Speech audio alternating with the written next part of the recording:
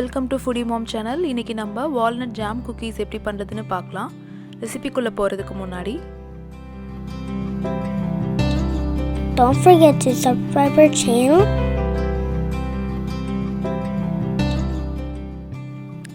இப்போ வாங்க இந்த சூப்பரான ரெசிபியை நம்ம பார்த்துடலாம்.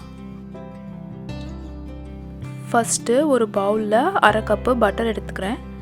இந்த பட்டர் முன்னாடியே ஃப்ரிட்ஜ்லேருந்து வெளியே எடுத்து சாஃப்ட் ஆக்குனது. ஸோ இப்போ இதை இன்னும் சாஃப்ட் ஆக்குறதுக்கு கொஞ்சம் பீட் பண்ணிக்கலாம்.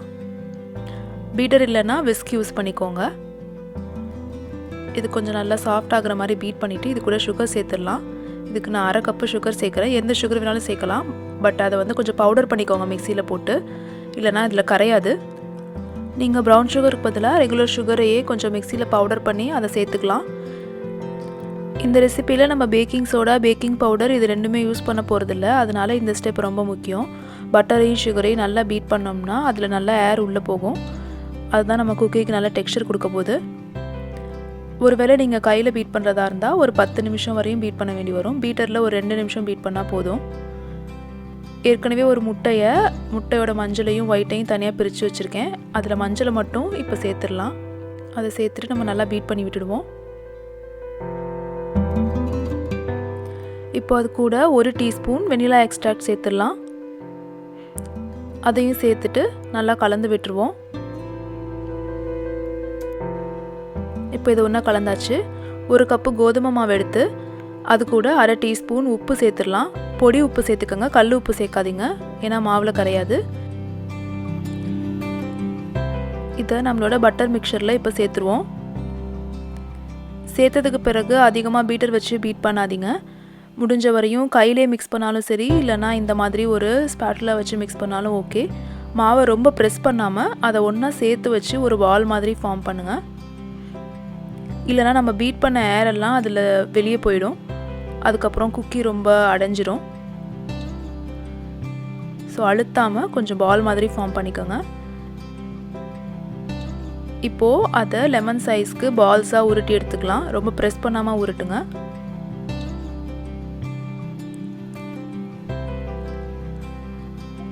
நம்ம மாவு எல்லாத்தையும் இந்த மாதிரி பால்ஸாக உருட்டிக்கலாம். இப்போ இந்த பால்ஸ் எல்லாத்தையும் ஒரு 10லேருந்து 15 நிமிஷம் ஃப்ரிட்ஜில் வச்சுருவோம். இப்போது நம்மளோட முட்டையோட ஒயிட்டை எடுத்து பீட் பண்ணிக்கலாம். முட்டையோட ஒயிட்டை பீட் பண்ணுறதுக்கு விஸ்க் அட்டாச்மெண்ட் போட்டுக்கோங்க. இல்லைனா சேம் அட்டாச்மெண்ட்லேயே பண்ணலாம், பட் நல்லா க்ளீன் பண்ணிவிட்டு யூஸ் பண்ணிக்கோங்க. இப்போது அதே சமயம் பவுலும் ரொம்ப க்ளீனாக இருக்கணும். பீட்டர் இல்லை அப்படின்னா இதை மிக்சியில் கூட அடிச்சிக்கலாம்.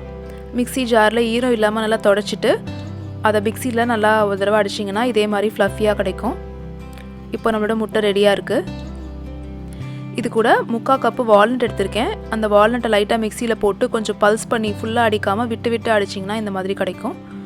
இப்போ நம்ம ரெடி பண்ணி வச்சுருந்த பால்ஸை இந்த முட்டையில் கோட் பண்ணி அதை இந்த வால்நட்டில் கோட் பண்ணி எடுத்து வச்சுக்கலாம். ஏற்கனவே ஒரு ட்ரேயில் வெண்ணெய் தடவி அதில் பார்ச்மெண்ட் பேப்பர் போட்டு வச்சுருக்கேன். இதுதான் நம்ம வந்து அடுப்பில் குக் பண்ண போகிறோம். இந்த கோட்டிங் தான் வந்து நம்மளோட அவுட்டர் லேயர் ஆஃப் குக்கியை நல்லா க்ரன்ச்சியாகவும் உள்ள சாஃப்டாகவும் வைக்க போகுது. நடுவில் ஒரு ஸ்பூனோ இல்லை கையோ வச்சு கொஞ்சம் அழுத்தி விட்டுட்டோம்னா நமக்கு பின்னாடி ஜாம் வைக்கிறதுக்கு அது கரெக்டாக இருக்கும். இது எப்படியும் பேக் பண்ணும்போது கொஞ்சம் மேலே எலும்பி வரும், பட் ஒரு டைம் ப்ரெஸ் பண்ணிவிட்டு நம்ம வைக்கலாம். ஸோ நம்ம யூஸ் பண்ண போகிற பாத்திரத்தை அடுப்பில் ஏற்கனவே வச்சு மீடியம் ஹையில் ப்ரீ ஹீட் பண்ணி வச்சுருக்கேன். இப்போது இந்த ட்ரேயை அதில் வச்சிடலாம். உள்ளே கொஞ்சம் உயரமான ஓட்டையாக இருக்கிற ஸ்டாண்டோ இல்லை தட்டோ யூஸ் பண்ணிக்கோங்க. நேராக கீழே வைக்கக்கூடாது. இப்போ அந்த பாத்திரத்தில் வச்சுட்டு முதல் 5 நிமிஷத்துக்கு மூடி மீடியம் லோவில் குக் பண்ணலாம். அதுக்கப்புறம் அதில் நம்ம ஜாம் சேர்க்கலாம். இப்போ இதை மூடிடுவோம். அதே போல் மீதி குக்கீஸை அவனில் பேக் பண்ணலாம். அவனை 350 டிகிரி ஃபாரன்ஹீட் அல்லது 180 டிகிரி செல்சியஸ்க்கு ப்ரீ ஹீட் பண்ணிவிட்டு இதே மாதிரி குக்கீஸை ப்ரெஸ் பண்ணி ரெடி பண்ணிவிட்டு அவனுக்குள்ளே வச்சிடலாம். அதையும் ஃபஸ்ட்டு 5 நிமிஷம் பேக் பண்ணிவிட்டு திரும்ப எடுத்துகிட்டு நம்ம ஜாம் வச்சிடலாம் அதில். இப்போ 5 நிமிஷம் ஆகிடுச்சு. திரும்ப சென்டரில் ஒரு தடவை ப்ரெஸ் பண்ணி விட்டுட்டு இதில் ஜாம் வைக்கலாம். இதுக்கு நான் வீட்டில் செஞ்ச ஸ்ட்ராபெரி ஜாம் யூஸ் பண்ணுறேன். எந்த ஜாம் வேணாலும் இதில் போட்டுக்கலாம். இதே போல் நம்ம அவன் இல்லாமல் அடுப்பில் குக் பண்ணுற குக்கீஸ்க்கும் செஞ்சுட்டு 2 குக்கீஸையுமே திரும்ப 15 நிமிஷம் வரையும் பேக் பண்ணணும்.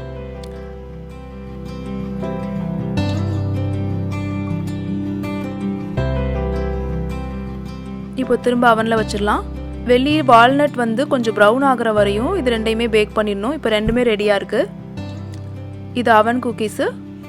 இப்போ நம்ம அடுப்பில் குக் பண்ண குக்கீஸ் ரெண்டுமே சூப்பராக ரெடியாக இருக்குது. கண்டிப்பாக செஞ்சு ட்ரை பண்ணி பாருங்கள், ரொம்ப நல்லாயிருக்கும். Don't forget to subscribe our channel and thanks for watching our videos.